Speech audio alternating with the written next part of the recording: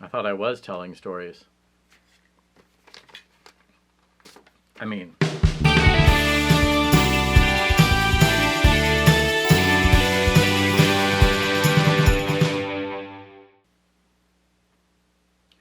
My first experience with a ballot box was in elementary school, but I don't remember it well enough to tell a story about it. But I do remember my first experience in a voting booth.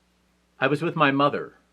We lived in New York, and New York had the same kind of voting booth from the 60s at least through the 90s. Because, like, why update something after 3 decades? And I remember going in with my mother and having her show me how to vote. There was a little lever. I mean, really, like, pull the lever, move the lever to vote with hand, manually, therefore, like with hand, manually. And my mom showed me how she cast her ballot.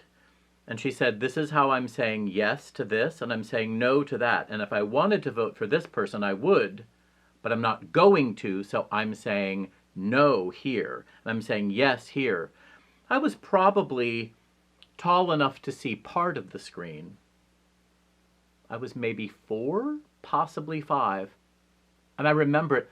I remember that my mom's dress came up to about here on me, and then the rest was leg. So that's how tall I was. And that's how, I guess, how short the hemline was in the 1960s. So when I think about it, I could probably figure out precisely which election it was and what she was voting for.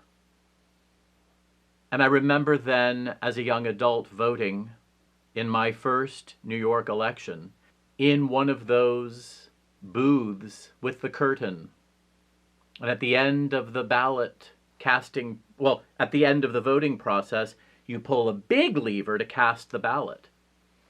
And I thought it was exciting. And it turns out that was really old-fashioned technology. That the chads I had been using for absentee ballots in the previous years of my voting career, which began when I was 18, were actually cutting edge. This was before most people knew the word chad. But there was something about that voting booth that I loved. That's how I cast my ballot.